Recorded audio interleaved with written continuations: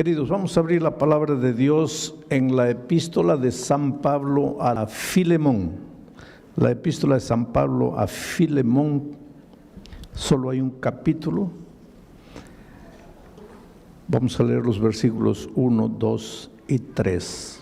Pablo, prisionero de Jesucristo, y el hermano Timoteo, al amado Filemón, colaborador nuestro, y a la amada hermana Apia, y a Arquipo, nuestro compañero de milicia, y a la iglesia que está en tu casa.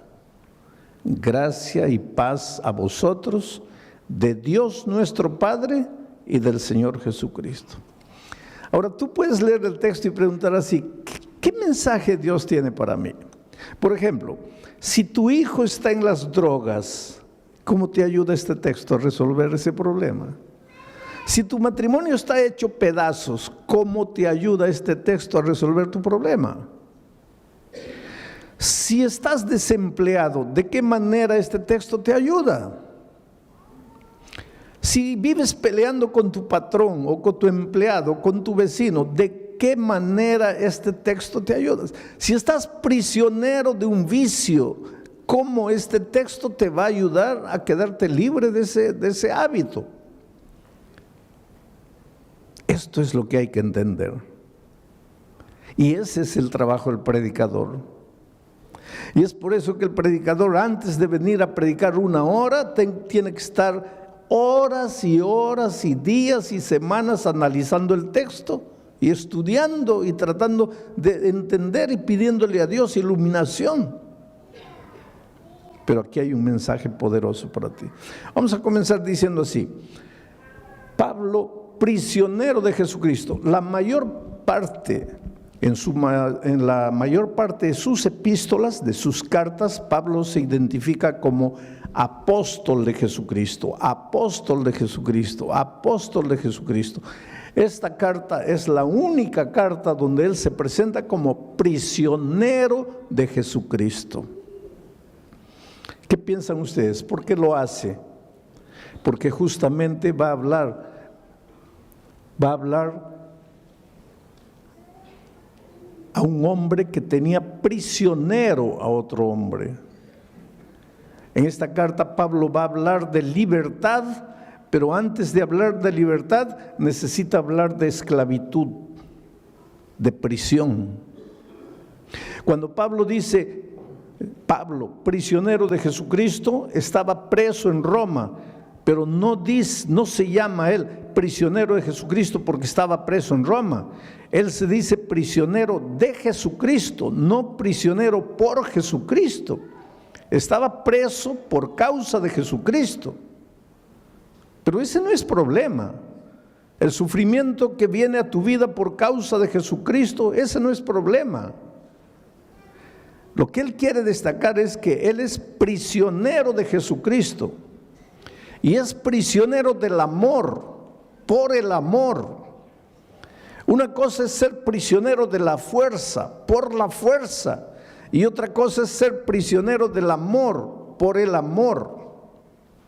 En los tiempos de Pablo había en el Imperio Romano y en todo el territorio que el Imperio Romano dominaba, había 5 millones de esclavos, por lo menos.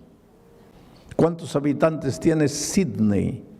Australia tiene 20 millones. Sydney no debe tener más de 5 millones. O sea, todos los habitantes de Sydney y más era la cantidad de prisioneros que había en los territorios que dominaba el Imperio Romano. Mucho esclavo.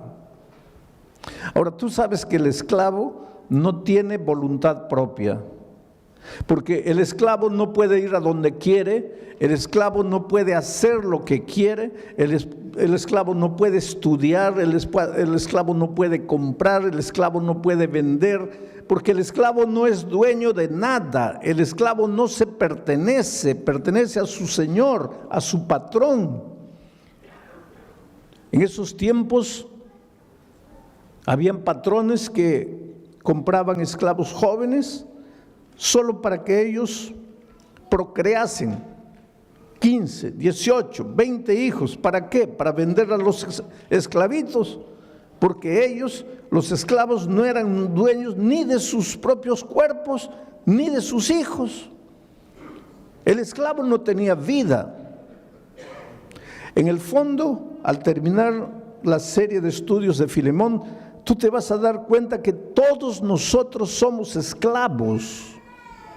Esclavos del pecado, esclavos de las circunstancias, esclavos de hábitos, esclavos de nuestro carácter, esclavos del dinero, esclavos de los placeres, esclavos, en el fondo, todos esclavos de un enemigo que quiere destruirte, que quiere verte infeliz, que quiere arruinarte.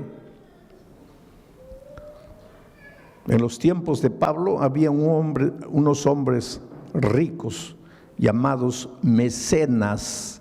Después, más adelante, los mecenas fueron conocidos como hombres ricos que ayudaban a artistas, a pintores, a escritores, a músicos. Pero originalmente el mecenas era un hombre rico que tenía un gran corazón, que veía cómo los patrones esclavizaban y masacraban y hacían sufrir a su esclavo.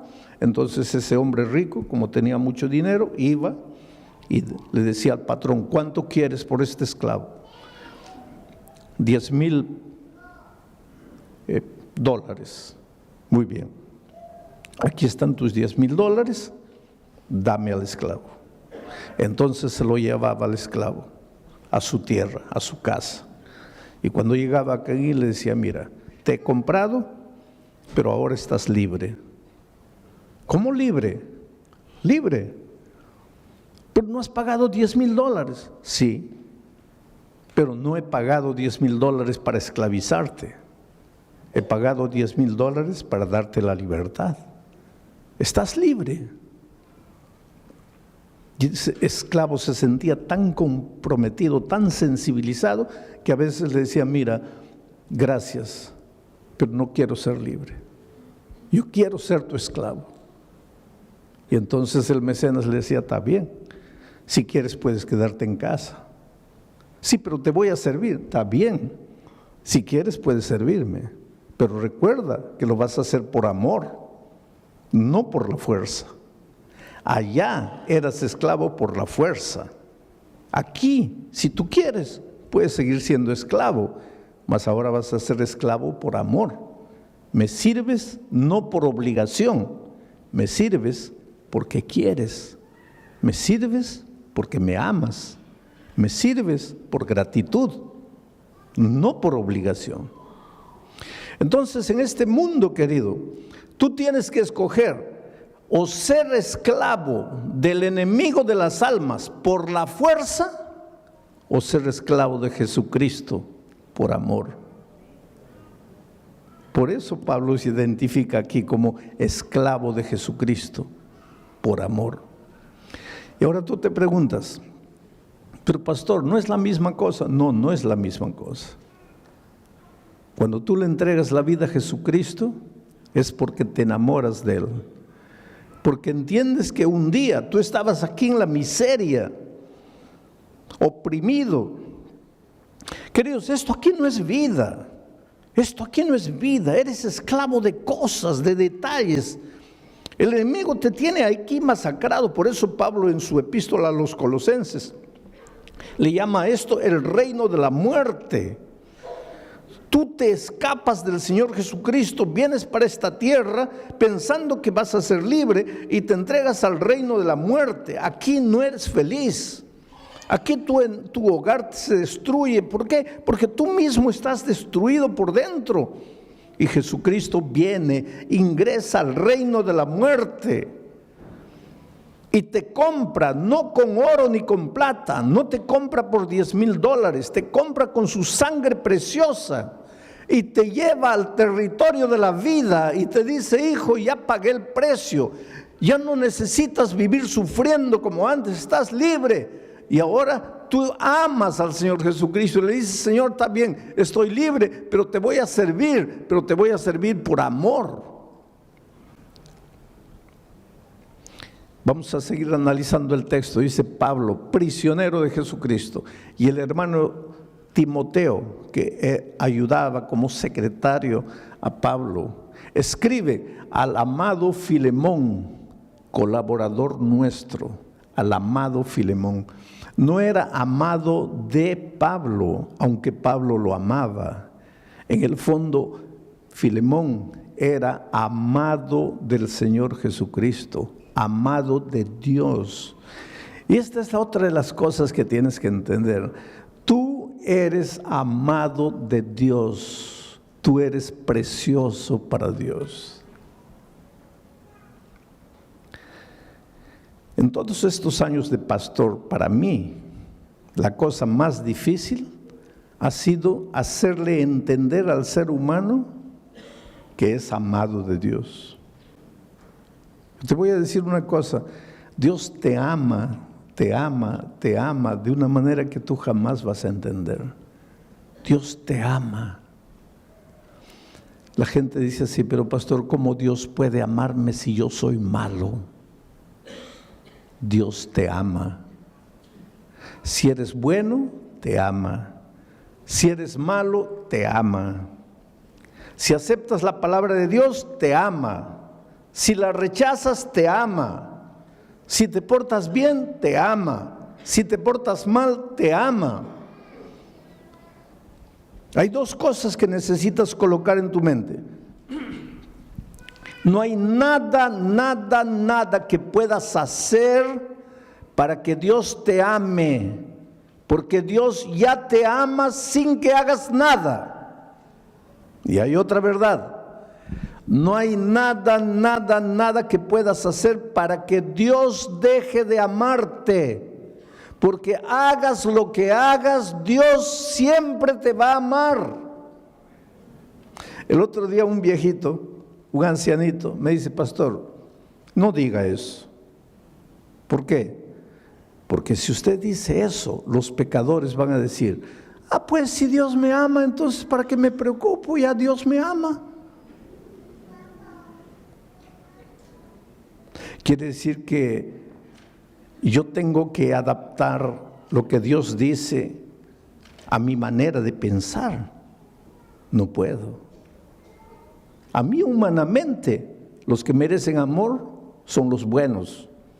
Los malos no merecen amor. Eso es para mí como ser humano. Pero Dios es Dios.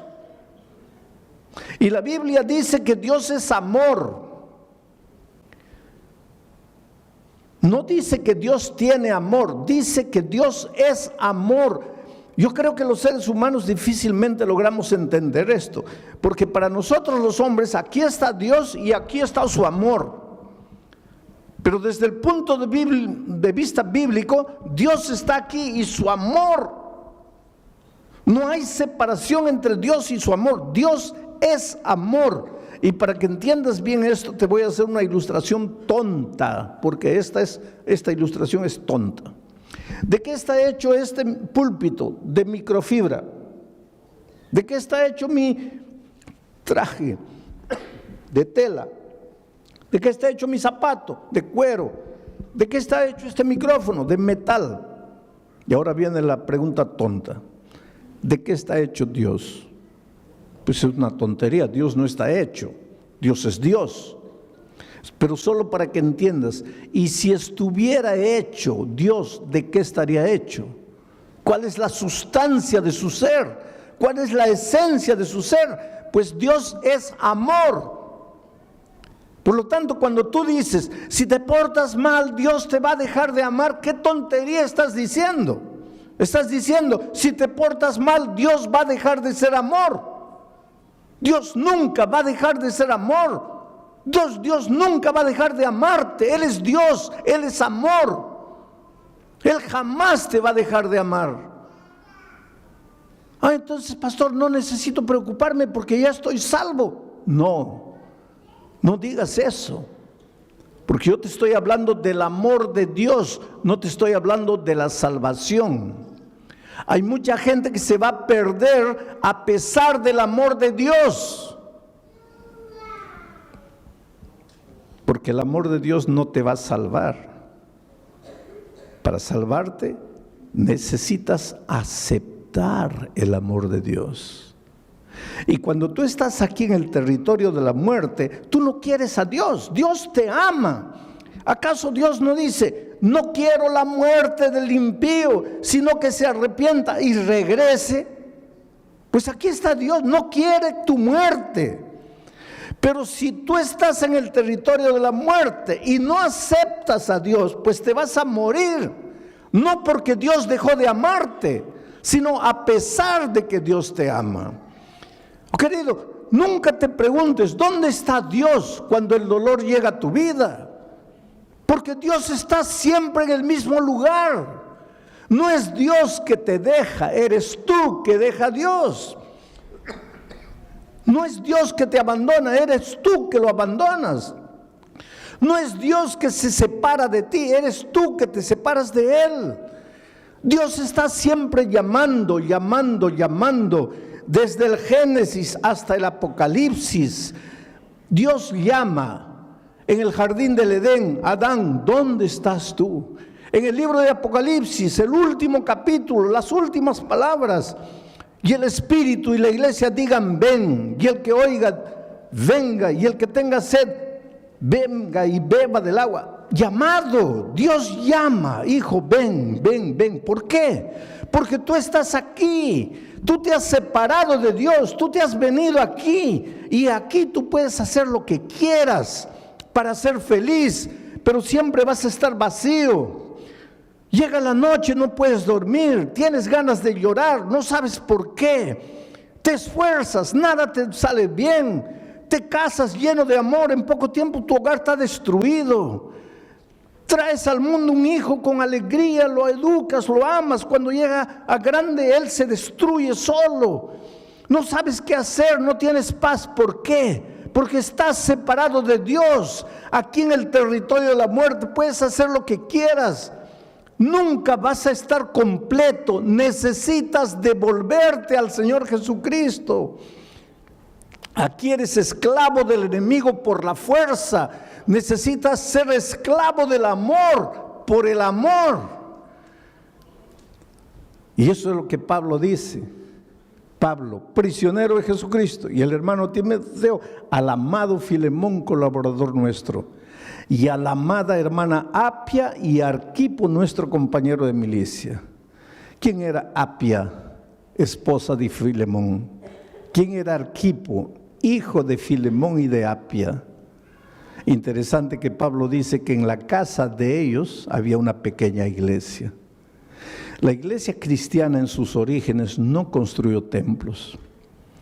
Tú sabes que el primer templo fue construido por un emperador muy conocido por nosotros, porque ese emperador tuvo dos ideas, entre comillas, extraordinarias para él y para el enemigo de Dios. ¿Sabes cuáles fueron esas dos ideas? La primera idea, cambiar el día de reposo del sábado para el domingo. ¿Cómo se llamó ese emperador?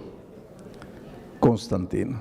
Pero él tuvo una segunda idea, construir un templo, porque hasta Constantino nunca se había construido templos. Y te estoy hablando del siglo III. ¿Y dónde se reunía la iglesia cristiana en sus primeros años? En las casas o en las sinagogas, porque habían judíos enteros que se convertían y la sinagoga se quedaba vacía. Y entonces se reunían en las sinagogas, pero en la sinagoga no había púlpito, la gente no estaba ahí y el predicador aquí. En la sinagoga las bancas eran así. Entonces se conversaba, se estudiaba. Y después en las casas.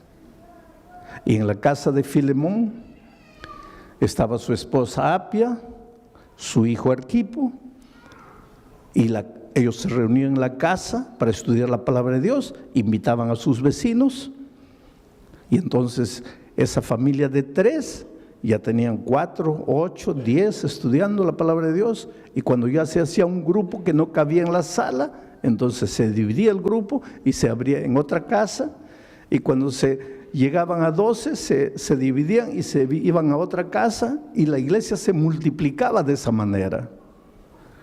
Pero entonces Constantino inventó el templo. Como él se convirtió al cristianismo, entre comillas, pues ahora tenía todo el dinero del gobierno, construyó un templazo enorme y las personas salieron de las casas y se fueron al templo. Y ahí entró el problema. Se acostumbraron a quedarse sentadas oyendo a un hombre y desapareció la vida de la iglesia. Si tú quieres devolverle vida a la iglesia, no digo ahora que no nos reunamos como cuerpo todos en un templo, pero la vida de la iglesia tiene que estar en las casas, en los grupos pequeños en las casas. Esto es bíblico. Y en los lugares donde la iglesia ha vuelto a vivir en las casas, la iglesia crece espiritualmente y se multiplica, porque es más fácil para el vecino caminar 10 pasos a la casa del vecino que caminar 15 kilómetros hasta el templo.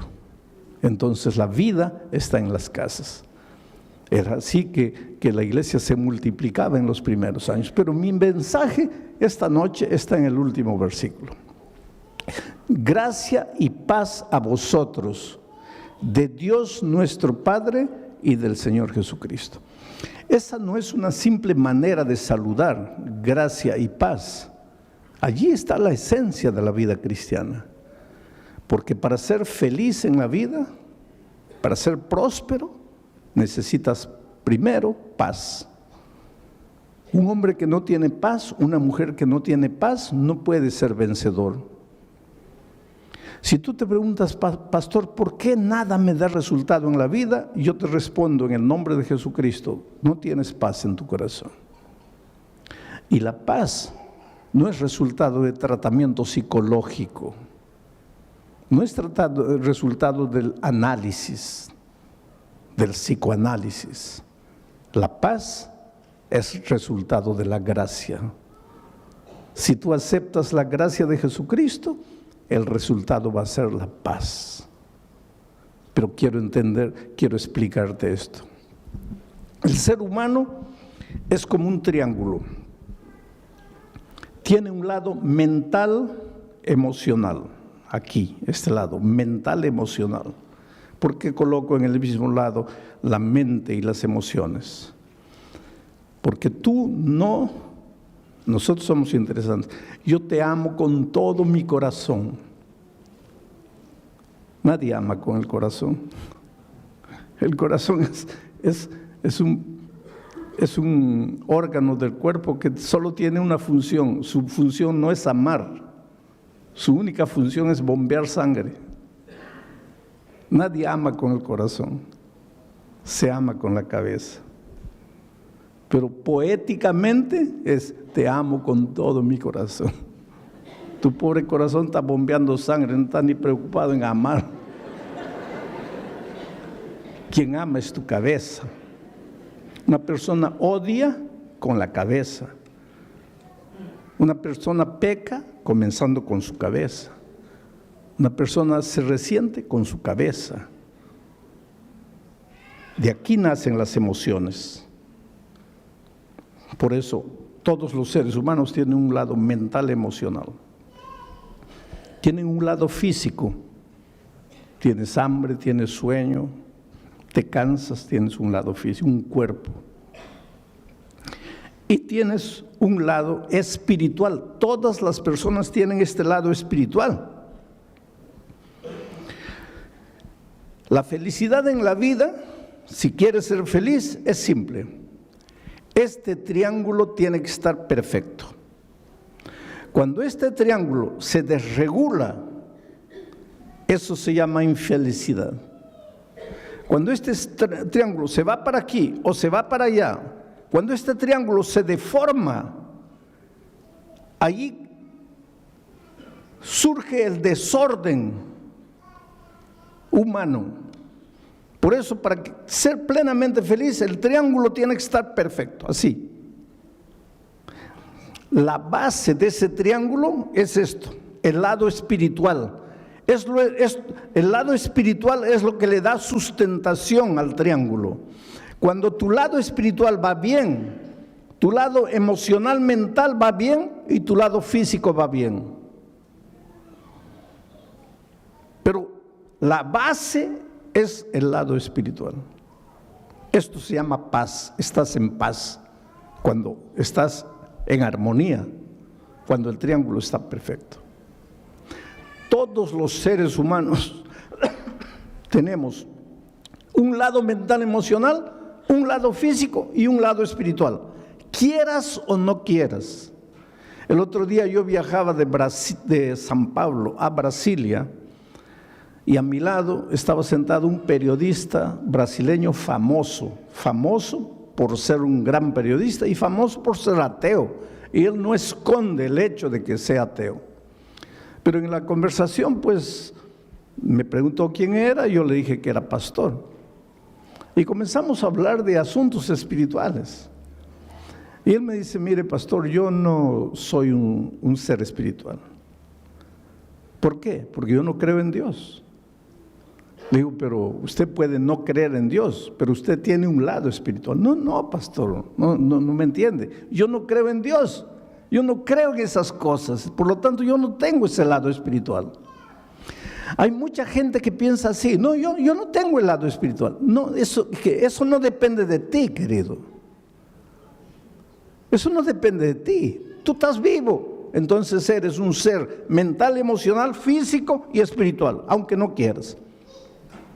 Por ejemplo, si tú me dices, pastor, yo no tengo el lado físico, yo no tengo hambre. Está bien, puedes decir, pero vas a tener hambre. No, yo no creo en el hambre. Está bien, puedes no creer, pero vas a tener hambre. Pero pastor, yo puedo escribir un libro diciendo que el hambre no existe, pero cuando llega la hora de comer, vas a tener que comer, porque eso no depende de ti. No eres tú. Dios te ha hecho así.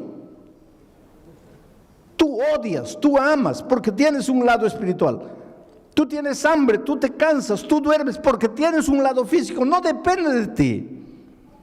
Y tú tienes un lado espiritual, no depende de ti, lo tienes. ¿Sabes cuál es la tragedia del ser humano?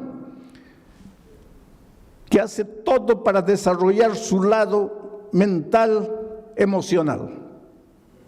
Hace todo para desarrollar su lado físico, pero no hace nada para desarrollar su lado espiritual.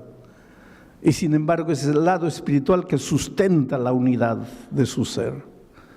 Entonces por eso es que el ser humano en este lado le va bien, tiene un título doctoral, tiene buen empleo, pues hace psicoanálisis, pero algo le falta. En este lado pues hace ejercicio, se cuida, se alimenta bien, pero algo le falta. Y se pregunta, pero ¿por qué no soy feliz? Pero es que te está faltando el lado espiritual. Y para que sientas que está bien esto, tienes que devolverte al que te creó. Porque hay una cosa, tú viniste de las manos de Dios, por lo menos. Yo espero que tú creas que viniste de las manos de Dios, y si esta noche estás aquí es porque crees que has venido de las manos de Dios. Si no viniste de las manos de Dios, solo puedes ser fruto de la evolución. Hay mucha gente que cree que el ser humano es fruto de la evolución. Si eres fruto de la evolución, entonces eres fruto del acaso. Eres una coincidencia. Y si eres fruto del acaso, tú no sabes de dónde vienes y no sabes a dónde vas y no sabes por qué viniste al mundo. Yo prefiero creer que vengo de un Dios de amor, que tiene un plan para mí, y que si las cosas no están andando bien en mi vida es porque no he descubierto ese plan. ¿Dónde está ese plan? En la palabra de Dios. El otro día alguien me dice, pero pastor, yo no quiero estudiar la Biblia porque no quiero cambiar de religión. Hay mucha gente que piensa que hay que estudiar la Biblia para cambiar de religión. La Biblia no tiene nada que ver con religión. La Biblia tiene que ver con la vida, con tu vida. Por eso Pablo, cuando empieza su carta, dice, te deseo paz, pero nunca vas a tener paz si primero no tienes gracia? ¿Qué cosa es gracia? Viene de la palabra gratis. No tienes que hacer nada para salvarte. No tienes que comprar la paz. No tienes que comprar el sueño. No tienes que comprar el amor. Tú no eres salvo porque merece. Nadie merece.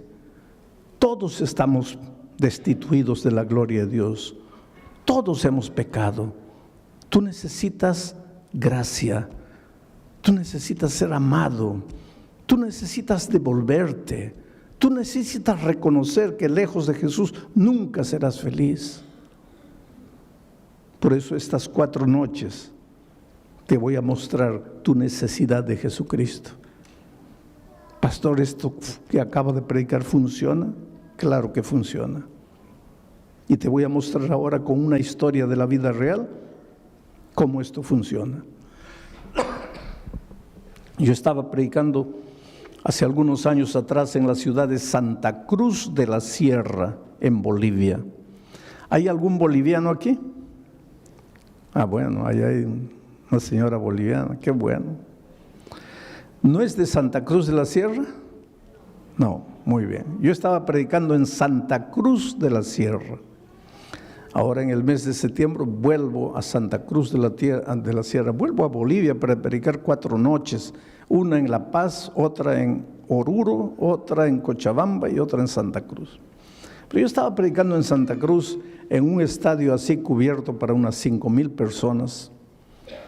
Y pues todas las noches cuando yo termino de predicar hago un llamado, pido a las personas, ¿cuántos quieren aceptar a Jesucristo y venir aquí adelante?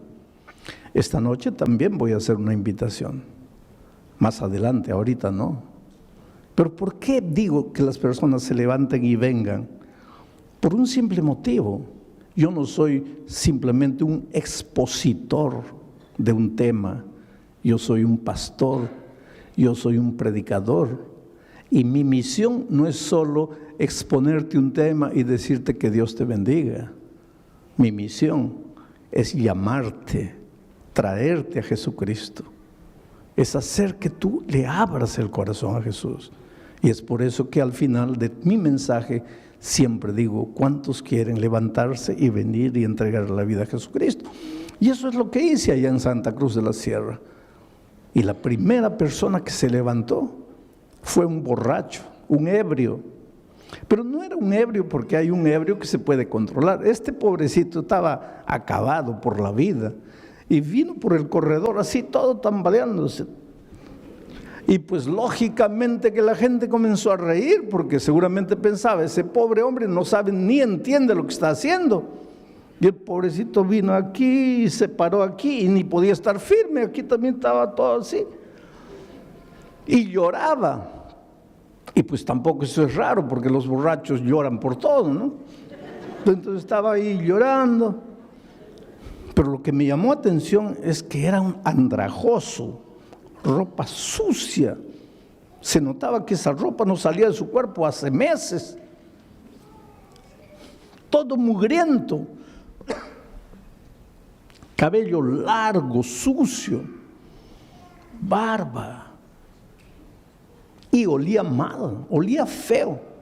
Porque después de él, mucha gente comenzó a venir. Pero cuando llegaban cerca de él, así con discreción se retiraban un poco distante porque no podían aguantar el olor de ese hombre.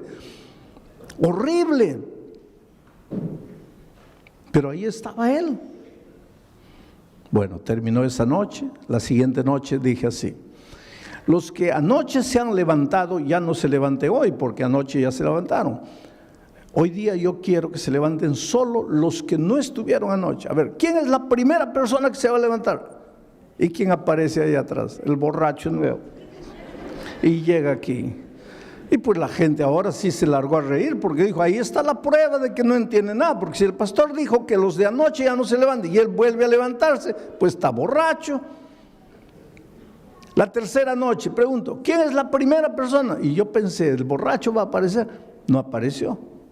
La otra noche no apareció, bueno, pensé ya no vino más.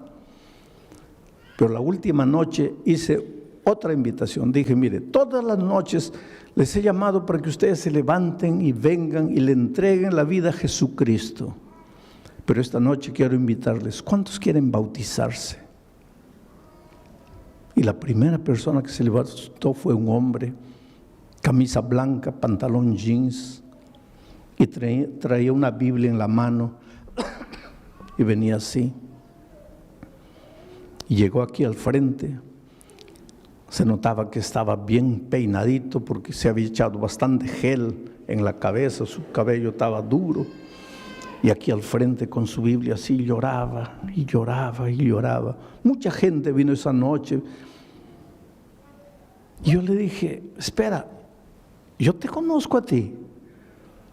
Y él levantó la cabeza y dice, pastor, el borracho soy yo. Pero no estaba borracho. Estaba sano, se había bañado, se había cortado el cabello, la barba. Estaba bien vestido. Bueno, terminó aquella noche, comenzó el bautismo, yo me fui al camarín, estaba sentado ahí. Cuando salgo lo veo en el corredor, llorando. Y me acerco y le digo, oye, ¿qué fue? Y él dice, pastor, es que yo quise bautizarme esta noche, pero los hermanos no quieren. Dicen que si el domingo yo he estado borracho, ¿cómo me voy a bautizar hoy día? Ellos quieren que yo espere. Y él dice, sí, yo entiendo, pastor. ¿Quién va a creerme? ¿Quién va a creer en mi conversión si hace 5 días yo estaba borracho? Lo que nadie sabe es mi historia, pastor. ¿Qué historia? Me dice, pastor, yo tenía 20 años, 21 años. Era un ingeniero bien empleado en una de las mejores empresas mineras de mi país. Una carrera profesional brillante. Me casé con otra niña de 20 años. Nos fuimos de miel. Y cuando regresábamos, yo dormité en el tránsito, en el volante. El carro salió, caí a un abismo. Mi esposa murió y yo salí vivo. Y este hombre comenzó a llorar más y dice, pastor, yo maté a mi esposa. Le digo, pero muchacho, me acabas de decir que fue un accidente. Fue un accidente, pastor. Pero quien estaba manejando el carro era yo. Quien dormitó fui yo. Quien tenía que morir era yo. Pero yo salí vivo y mi pobre esposa murió. Ese día se acabó mi vida, pastor. Ya no me interesó nada.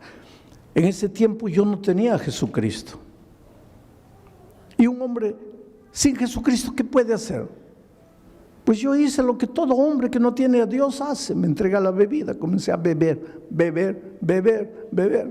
En 6 meses, después de muchas advertencias, perdí el empleo por causa de la bebida. A mí no me interesaba nada. Pastor, estamos cumpliendo ahora, este año, 30 años de aquel incidente. 30 años. Yo perdí el empleo, me escondí de la familia, me vine a Santa Cruz. Yo no vivo, pastor, yo soy un animal. Yo nunca me baño, yo nunca me cambio de ropa. Yo casi ni como, pido limosna para comprar bebida.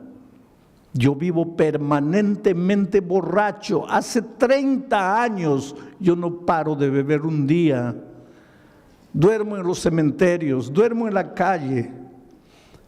Y el domingo, ¿sabe por qué entré? No, yo no quería escuchar palabra de Dios. Yo entré porque estaba lloviznando. No tenía dónde esconderme la lluvia. El único lugar abierto era el Coliseo. Entré, me senté allá atrás. Yo estaba borracho, totalmente borracho. Pero yo me di cuenta de todo y yo entendí todo lo que usted predicó. ¿Cómo entendiste? Pastor, cuando usted dijo así, Esta noche solo tienes dos caminos. El primer camino es levantarte y volver a la casa y continuar viviendo la vida que has vivido hasta hoy. Pastor, ese camino para mí no existía. Yo me iba a levantar para volver a qué casa si yo no tenía casa. Para continuar viviendo la vida. ¿Qué vida si yo no tenía vida? Por lo tanto, ese primer camino no existía para mí. Ahí usted dijo, hay un segundo camino. Levantarte y venir aquí y entregarle la vida a Jesús. Pastor, es verdad que yo estaba borracho. Mi mente oscurecida por el alcohol. Yo sentí cuando la gente se rió de mí. Pero ese era mi único camino. Yo estaba perdido. Yo era un animal. En mi dolor yo me daba cuenta de lo que pasaba. Y yo entendí que solo Jesús podría hacer algo por mí. Por eso me levanté.